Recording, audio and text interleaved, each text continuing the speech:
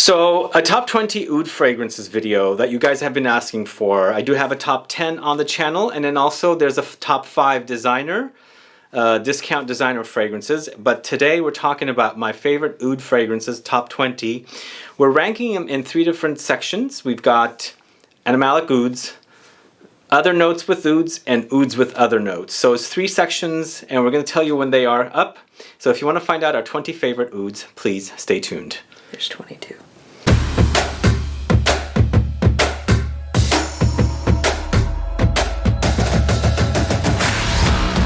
Thanks so much for tuning in. This is Sebastian with Smelling Great Fragrance Reviews. If this is your first time tuning into the channel and you love watching fragrance reviews, finding out about new fragrances, discovering new brands, and participating in giveaways and still haven't subscribed, please click that subscribe button below and also click the bell so you'll be notified for future videos and giveaways. So we're not really ranking them in a top 20 order today. We want to just tell you about my favorite 22 oud fragrances. And we've decided to put them in a sections, like categories. We have one oud with other notes. We have other notes with ouds. And then we have the animalic one. Yes, we do. And so we decided to do it that way because there's all kinds of different ouds. And animalic is one of the big categories. But we felt like some of the oud fragrances are more about other notes than oud. And some of the fragrances are more about the oud with other notes. So, shall we get started? So it sounded like you really just picked out the ones you've been wearing the most that are your current favorites, and then you had me kind of decide if they fit into one category or another. Exactly. So we're starting out with the category other notes with ouds, and we feel this category, the fragrances, even though they have oud in the notes, we feel the other notes in the fragrances are more prominent, at least to us. Or on par with. Yeah. So we're starting out with a fragrance called Leather Oud from Floris. This is it right here, and this is all about leather, oud, carnation, geranium, patchouli, amber.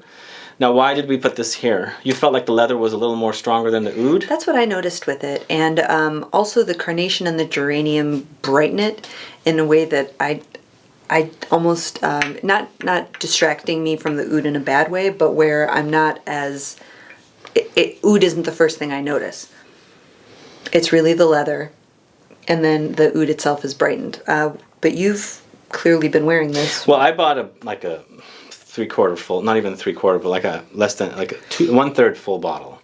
So I haven't really worn a lot of it. Okay. But I really enjoyed it for a while. And a lot of people confuse this with Dior's Leather Oud, which is not on this list today because we have one Dior Oud Ispahan. But to me, this one's not as animalic as Leather Oud from Dior. Dior's Leather Oud is very animalic, but we left that one off because it's not very easy to get anymore.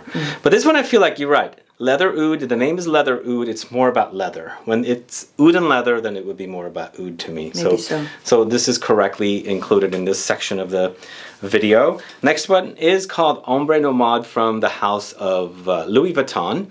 This is a really, really awesome fragrance. I really love this one. It is a little on the pricier side. And I get the fruity touches of the raspberry with the oud. There's some birch. I get like a cinnamony touch in there as well. There is some rose, incense, and benzoin. There's a vanilla quality. Now, why did we put this in this section? I think for the same reason, really, because I feel like this is more oudy than the Leather Oud from Floris. In the same way that when I smell Floris, I know there's oud there, but I notice the leather. In the Ombre Nomade, I know there's oud there, I smell it, but I'm more focused on the incense. And that could be because I love incense. You're more sensitive to it, probably. Because it's something I look for, and generally my wallet is in my hand and I don't know what happened. This, I definitely get the raspberry as well. The oud is a note, it's not the note. Okay. Ombre Nomade from Louis Vuitton. The next one is from the house of ATKINSO'Ns, and it's Oud Save the King. They have a Oud Save the Queen, and they also have Oud Save the King. They also have flankers of these fragrances. Now this one, to me, even though it's about oud and leather, there's suede leather in the notes, and sandalwood, tea, and orris butter, I feel like it kind of smells a little bit like Tobacco Vanille from Tom Ford, but they're different notes. So I think maybe it's created some kind of an accord that's reminding me of that fragrance. But to me, this feels to me like a gourmand oud. Thoughts on that? I didn't notice the name. I might have made more of a fuss. I absolutely agree. Gourmand Oud is a perfect description. Again, not the oudiest of all ouds. This maybe is more about the gourmand king that has been saved by the oud. It's too funny. Quite lovely. You like it? Yeah. It gets sweeter and sweeter on me because I bring out the sweetness. You're a sweet guy. I guess I am. All right, so that is Oud Save the King from Atkinson's, a brand I haven't really spoken much about, but they have an awesome store in London at the Burlington Arcade, right down from Penhaligon's and Raja Parfums. So if you are ever there, definitely visit. I visited and I also got a shave and a haircut. Amazing experience. And next we're going to the house of NASOMATTO. It's Black Afghano. This one I was a little surprised that we ended up putting here. I feel like it's more of a oud with notes rather than other notes with ouds. So it's. I think it's the cannabis. Honestly, it's kind of what this is famous for. Is having. I think this had notoriety or attention really. Like when it first came, it was one of the first cannabis forward fragrances that I ever heard of. And it had a real sort of like. What's the word I'm looking for? Like rebel thing where it was like, oh well, Black Afghano, and I just remember all the press. Yeah, it was really popular for a while. So this is in this category from my perspective because though the oud is there, so is the cannabis, and I feel like there's other stuff going on too. There's kind of there's incense, lots of incense. And there's also coffee and balsams and woody notes. It's a lot of good stuff in here. Sort of a lot of rock and roll associations all in one. It's a big bad boy. But in a little tiny bottle. In a little tiny bottle, in X-ray concentration. Yeah. It's a good one. Very popular, I think, in the fragrance community. So the next one, we're going to the house of a designer house. Did we have a designer already? Yeah, we already had the Louis Vuitton. This is our second designer. It's Gucci, and it's the voice of the snake. With this one, it's oud, patchouli, and saffron. And I get a very nutty, leathery experience with this one. Thoughts? It reminds me, there was a Duran Duran song, wasn't there? Yeah. The Union of the Snake. Yes. Okay, so this is the voice of the snake, not the union of the snake. And I am more, I get a lot of leather on this one. So I get a nutty leather. Right. Yes, there's oud, but if you just handed this to me and I didn't know what the notes were, I would first say leather before anything else. Which is interesting that it's leather and not, I don't know what snakeskin would smell like, I guess, so. Yeah. I guess leather, some kind of a snake leather. But I agree about this decision to put this on this list for sure. Oh, well, thanks. Yeah, I do agree with this one. The next one is from the house of MEMO PERRIS, and it's Shams Oud. And this one is Oud Labdanum Tolu Balsam, black pepper, styrax, birchwood. There's a little ginger in there as well, but this ginger compared to Oud Radeau from Cartier is completely different. Oud Radeau is not all about oud. This one's definitely about oud. Very, very, very ambery oud for me. Something about this reminds me of when I was very, very young and I got a new Barbie doll and opened the package and the plastic smell from the package. There's a certain, a better reference might be vinyl shower curtain for those of you who don't have those Barbie memories, but I can't fathom something about this, but maybe it's just the... You don't get the ginger? You get ginger? There's a ginger note in there. There's a prominent ginger note. It's not entirely vinyl shower curtain. It's more the Barbie box, but I can't tell you what that specifically is. But it's on this my hand as well. It smells good. I love this one. It smells really nice. It is, but it's again like the others. It's not an oud that I necessarily immediately think of the oud. There's something sort of ginger plastic, I guess. I like that. No, yeah, it's on this list because it's great, and we're not ranking them. But this is just one where it's another one where oud is there and it is listed as a prominent ingredient. It's in the name. It's just not the first thing I notice. Okay, the next one we have one more from another designer. It's Tom Ford's Tobacco Oud, and before you say anything, guys, we decided to go with one fragrance from each house, and we decided to go with Tobacco Oud. I was originally going to put Oud Wood, but Tobacco Oud seems a little more edgy to me. And we done a whole video comparing this to Atelier Cologne's Tobacco Nuit. Oh, yeah. This is Tobacco, Whiskey, Oud, Spices, Sandalwood, Patchouli. Thoughts on this one? It's very there's some dirtiness about this one, which I really like. Tom Ford is so cool. Yeah, I know. Yeah, we're gonna do a video called "Tom Ford is so cool." That would be so annoying. Tom Ford is so cool. You like this one? Oh my gosh, this is badassery. Yeah. For sure. It's a big bad boy. Even though we talked about just a second ago that the NASOMATTO one, the Black Afghano, it has all the components of somebody following a rock and roll band across the country in, I don't know, the early aughts. But this one is a much better, like, this is somebody who's lived a life. This is It's very, very, there's something dirty under there. Tobacco, whiskey, the oud. Right. Musty a little bit. It's the oud, but the tobacco is right there with it. It's ashy tobacco too, not a fresh leafy. It's somebody who doesn't give an F and is just drinks, smokes, rides a motorcycle, wears leather, and... Ooh, that kind of bad boy. Everybody has had a crush on that bad boy at some point. Mm-hmm. I'm confident. All right. It's great. Yeah, it's a good one. Tom Ford Tobacco Oud. We're going with Oud with other notes category, and we're going to start off with Oud Silk Mood from the House of Maison Francis Crichton. This one to me is a lot of rose. It's a lot of oud and a lot of cypriol oil, which kind of reminds me of papyrus, and there's also some chamomile in there. It gives like a tea-like quality. It's a very, very sexy oud and rose combo with that cypriol oil. And it's a beautiful rose. It is. It was kind of a toss-up if this would go in the other notes with oud and the oud with other notes, but the first thing I really noticed is that kind of husky oud animalic, and then the rose is after, so it gets to be in this group. It's interesting. I smell the cypriol oil with this one, but I also pick up some saffron in there, which gives it a kind of a leathery touch, which is awesome. This is awesome stuff. This is Oud Silk Mood from the House of Maison Francis Crichton. One of my favorite ouds of all time, Colonia Oud from the House of Acqua di Parma. This is oud, leather, bergamot, orange, amyris, coriander, and musk. It's awesome. It smells leathery. It's a leathery oud, but fresh, like surrounding, like it's covered in freshness because of the orange and bergamot. So it's a very, very fresh oud. But it's undeniably an oud. It's oud first, and really? Then because I don't get the I do see that there's like citrus around in the periphery, because bergamot, it's like almost like that Earl Grey kind of quality of. Mm-hmm.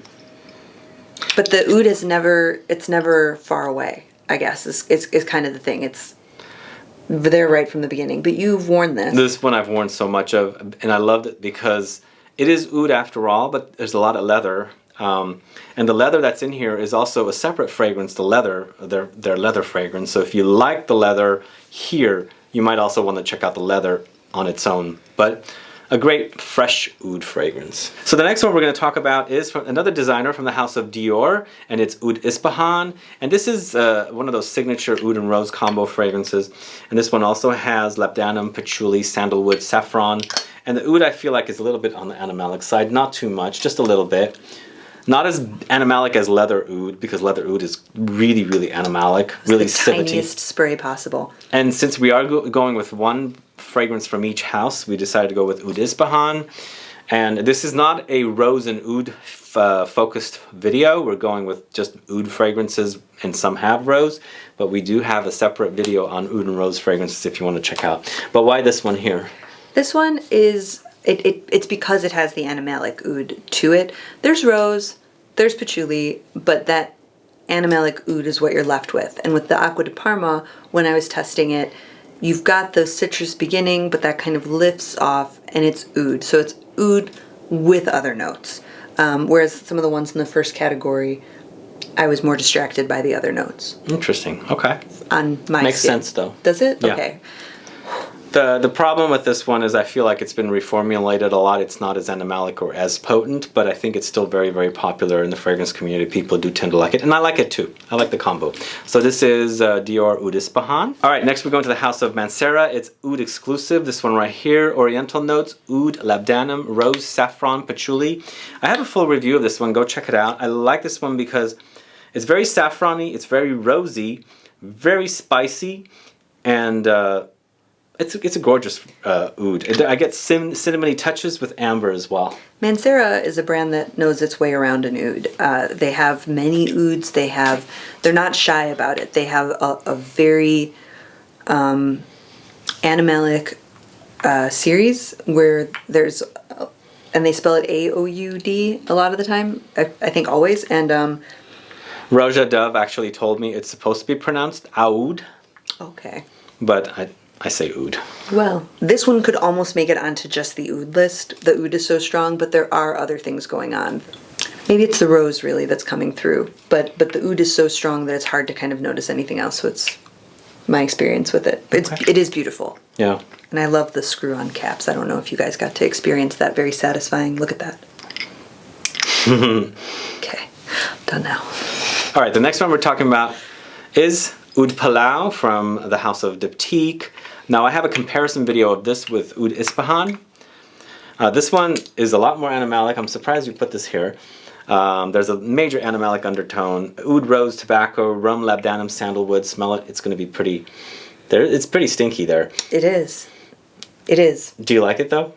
Would you wear it? I wouldn't wear it. It's too oudy for me. But the powderiness is what put it on this list instead of. Honestly, it was just bumped by some other ouds that were so animalic. Coming up soon. Yes. Saving the best for last.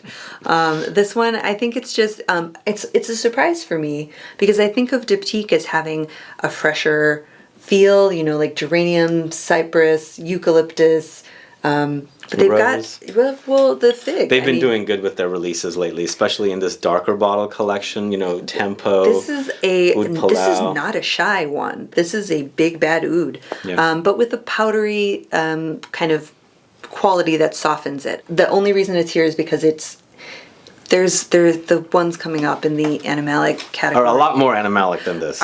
you're gonna see some facial expressions, but this maybe I would wear it. I don't know. I think you would wear this. This is so good. Oud Palau from Diptyque. Definitely check that one out. It is on the animalic side. So next, going to the House of Raja Parfums, and I have a full review of this one as well. It's Amber Oud. It's a little misnamed, but I can see why they named it this. This is all about rose, ambergris, oud, fig, saffron, birchwood. Really delicious. It's about a rose and oud with ambergris, but it's called Amber Oud. But it's very, very sexy. It's a great fragrance to wear.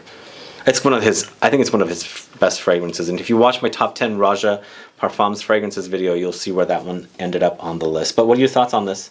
I'm so distracted by the cap, I can hardly focus on the fragrance. It's so sparkly.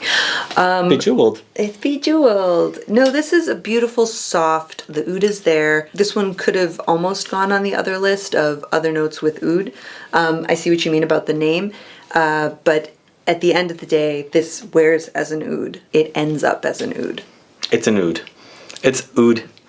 Amber Oud from Raja Parfums. Bejeweled oud. Bejeweled Oud. All right, the next one we're going to a new house that I've never spoken about on the channel. It's Unique Luxury Wood and Mood. This one, the name is a little confusing for me. Unique but A. Unique A? I think it's unique, eh? Unique A. Anyway, this is all about rose, oud, saffron, tea, musk. This one to me smells like a really, really intense and slightly rosy oud wood from Tom Ford. Thoughts on that one? I agree. It is intense. It is very oudy, oud. And the rose is there with it, but the oud is not a light oud. It's pretty intense. One spray goes a long way with this one. It says on it wood and mood. Wood and mood. Wood and mood. I don't know, I think it's funny. It's actually quite lovely. Jokes and language aside, this is it is quite elegant. You would wear it? Honestly, I think I could pull this off. You could pull that one off. I think I could. You could. I think this oud is still within the range of where I'd be. I didn't mention the note that I get from this. It's not mentioned. There's cardamom. I get a cardamom-y touch with it. Oh yeah, maybe. It's in there, and lots of saffron. I think the saffron is huge in here. Huge. Unique, eh? Yeah, unique. No, it's nice. Anyway, unique. It's wood and mood, and that completes our oud with other notes section of the video. Animalic section of the video, Animalic Ouds, and we decided to categorize these here because they are pretty potent and animalic. Some are less animalic for me than others. Like with this first one, it's Paris Monte Carlo's Oud, it's Oud Imperial X-Ray de Parfum concentration, and this is all about Oud, Labdanum, Styrax, Incense, Sandalwood, Cedar. Now, why is this here? I don't find it to be very animalic, but maybe you're getting the animalic oud parts of the fragrance more than I am. When I spray this, all I can smell is oud. Yeah, it's pretty oudy. It's There's a mustiness about it too. It's like a cold, damp church with lots of oud thrown in there or something. There's incense somewhere, but it's slightly like being steamrolled by oud. It's a nice oud. It's not the most animalic, but it's a very oudy oud. Stay tuned for the most animalic. Yes. Anyway, that is Paris Monte Carlo's Oud Imperial X-Ray, and if you guys know about this brand, let me know. I do have some videos on the channel. Actually, this is quite beautiful. I love this. It's really, it's quite really beautiful. nice, including the original version in the EDP concentration is also quite nice. But moving on, we're going to the. But it is animalic. Oh yeah. I mean, no, it really like. Okay, I'll give you. Thanks. That. It's animalic on you. It's not as much on me. But this next one, Dahlia's favorite. This is L'Artisan Parfumé Al Oud. I love Al Oud. I absolutely love it. It's created by Bertrand de Chafoux, one of my favorites. This is oud with lots of cumin. You've gotta love cumin. Dates, civet, leather, incense, and dried fruits. It's to die for. I don't love cumin. Yeah, we don't. Dahlia does not like cumin. It's great on him. Oh my god. You know what? Oh, it's so good, guys. It is so good. It is intoxicating. The aromatic oud, not the aromatic, the aromatic cumin, to die for. To die for. It's absolutely gorgeous. You can edit this out, but it really smells like BO. We don't have to agree, but this is Al Oud from the House of L'Artisan Parfumé. Check it out if you like the cumin or if you like the smell of a very hairy man that sweated a lot. That's L'Artisan Parfumé Al Oud. Next, we're going to the House of Montal, and this one I was a little shocked at why it ended up on this section of the video. This is Montal's Honey Oud. It is more oud than honey for me, and I feel like in comparison to the FLORIS Honey Oud, which is more gourmand honey, this one is more oud, and I agree, it's a little on the animalic side, but not very. Okay, but keep in mind that when he says a little on the animalic side, it just means that he's noticed that it's animalic at all. Whereas all I smell when I spray it is a very oud has a quality of almost like tackiness, like stickiness, like it settles and you have to scrape it off. That's how I picture it. In a way, which I mean, I guess it's probably a resin because it comes from a tree, and this has that in spades. It when you spray it, it's almost sticky. Montal is another brand that understands and does ouds very well. All right, Honey Oud from the House of Montal. And I think we're getting to the very animalic section of the video now, including in this animalic section of ouds. We're going to the House of Strangelove, New York City, NYC, Fallen 2 Stars. This is all about oud, narcissus, pink pepper, vanilla, rosewood, and it's a very spicy, warm, spicy oud with animalic undertones. When he says undertones, again he means this is an animalic oud. Just translating there for the viewers.